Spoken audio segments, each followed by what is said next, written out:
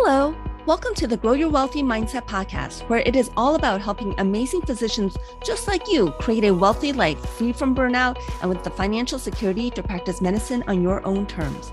I'm your host, Dr. Elisa Chiang. Hello, and welcome back to the Grow Your Wealthy Mindset podcast. Today's episode is a follow-up to episode 209, When to Start Taking Social Security Benefits. If you haven't listened to that episode yet, I would recommend you listen to that episode prior to listening to this episode. In that episode, I talked about how Social Security benefits are calculated and what goes into the process of thinking about at what point a single person would want to file and start receiving Social Security benefits.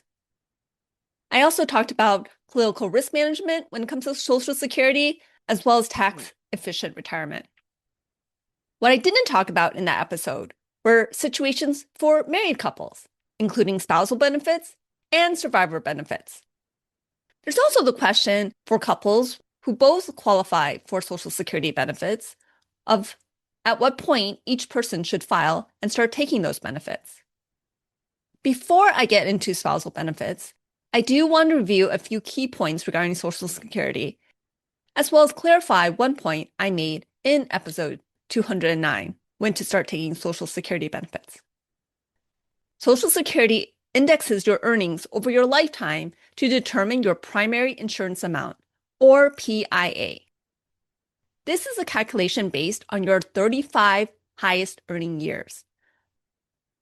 To qualify for a Social Security retirement benefit, which is different than a Social Security disability benefit, you have to have earned 40 credits. You earn 1 credit for every $1,890 of earnings for which you paid Social Security tax, and you can earn a maximum of 4 credits per year. That means you have had to work and paid into Social Security for a minimum of 10 years in order to be eligible for Social Security benefits.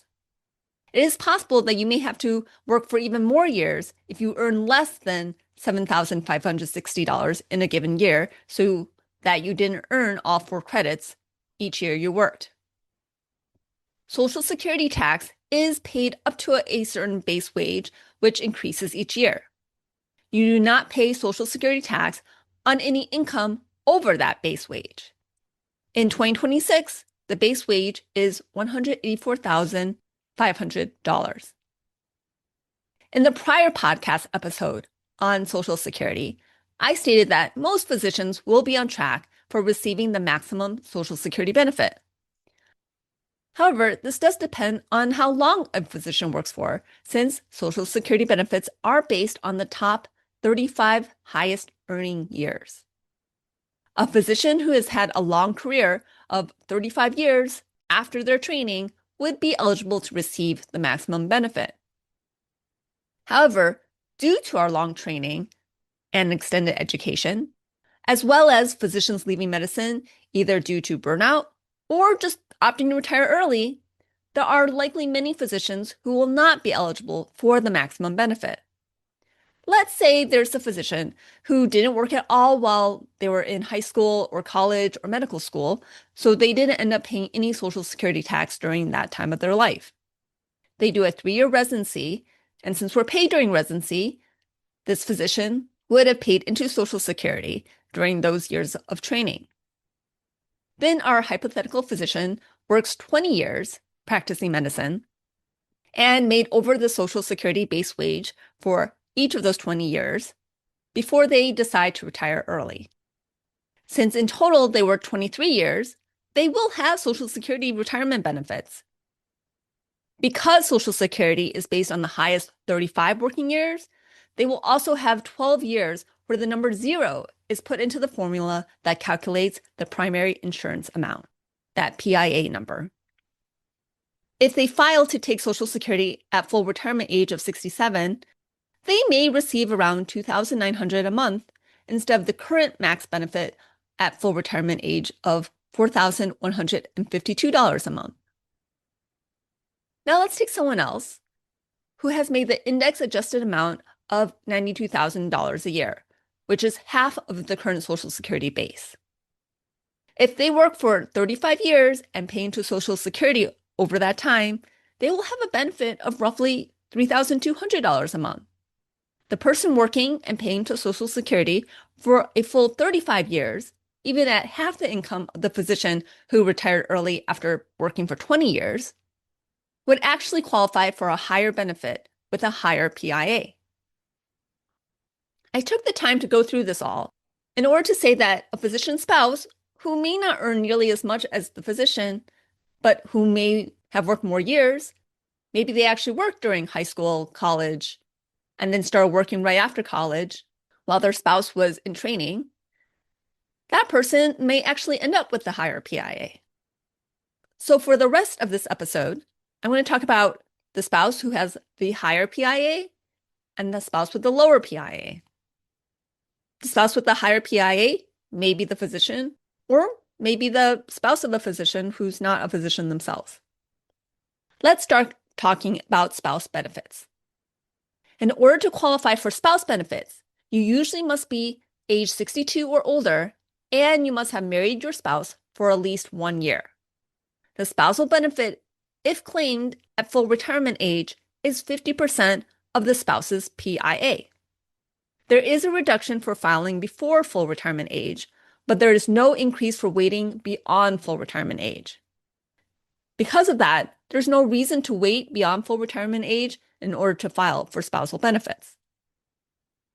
If you qualify for a retirement benefit on your own, and you also qualify for a spousal benefit, then instead of the 50% of your spouse's PIA, the amount of benefit you receive will be 50% of your spouse's PIA minus the greater of your PIA or your retirement benefit.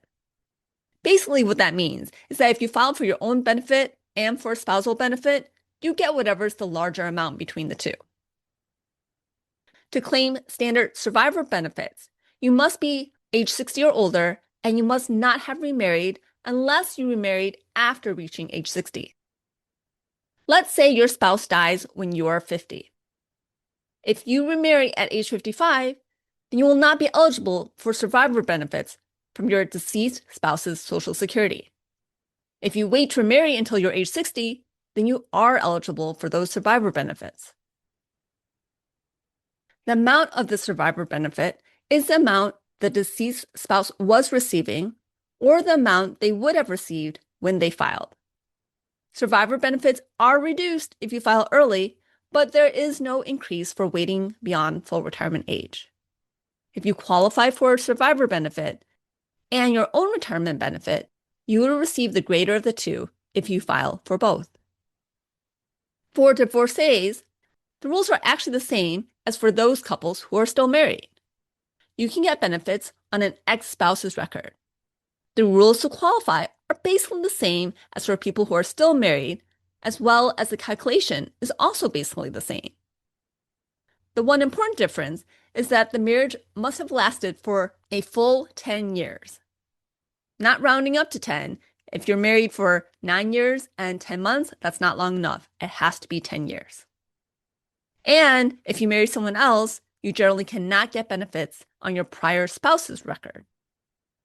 To go over that again, the required age for a spousal benefit is 62, whereas the minimum age for survivor benefit is age 60. The full benefit amount for the spouse benefit is half the spouse's amount, whereas the survivor benefit is the full amount the spouse had been receiving, or it could be even slightly more. Both spouse and survivor benefits have a reduction for filing early, but there's no increase for waiting beyond full retirement age. Now let's talk about when you'd want to file for Social Security benefits if you and your spouse are both married and are in your 60s. With a single person, there are essentially 96 different choices of when to file Social Security because the payout is determined by the age that you file by the actual month. With 12 months a year and 8 years between age 62 and age 70, that makes for 96 different choices when the one variable is the age you are when you file. With a married couple, there are 96 choices for each person, and then throw in spousal and survivor benefits, so now we have multiple variables with 96 options. This obviously adds a lot of complexity, So I'm going to do my best to simplify the decision-making process. Let's look at the spouse who had the higher earning record and will have the highest benefit because they have the higher PIA. When delaying taking the benefit, the increases in the benefit amount the couple will receive will increase while either spouse is alive. That's because when the person with the higher benefit dies, their spouse can now switch to taking their survivor benefit. When we look at life expectancy, think of this as looking at a joint life expectancy of either spouse still being alive instead of a single life expectancy. This joint life expectancy of either spouse being alive will be longer than the life expectancy of a single person being alive. This means that for the higher earning spouse, it's usually better to wait to claim benefits. That generally means waiting to age 70 before filing to take your Social Security benefits. For the lower earning spouse, their increased benefit is only when both members of the couple are alive. My husband is the lower earning spouse. If he delays taking benefits until later, that will increase how much money he receives. However, if he dies, that doesn't benefit me since my benefit is higher than his will be.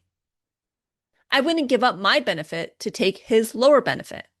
If I die and my husband survives me, then he can take my benefit as a survivor benefit, which is higher than the benefit that he would have. The only time we benefit from his taking his Social Security benefits is when we are both alive. This is a different type of joint life expectancy.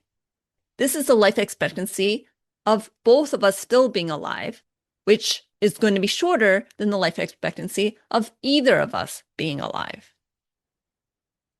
So then when it comes to when to file for benefits, the higher earning spouse will have the higher benefit should generally wait until age 70, or if not age 70, to delay later, and should basically almost never claim it at age 62.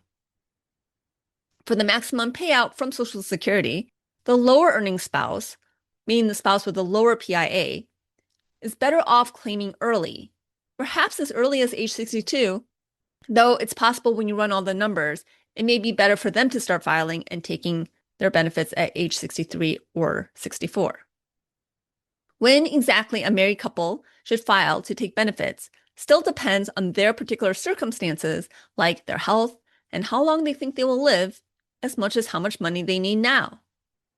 If both people are in poor health, then instead of waiting to age 70 for the higher earner, they may elect to take benefits somewhat earlier.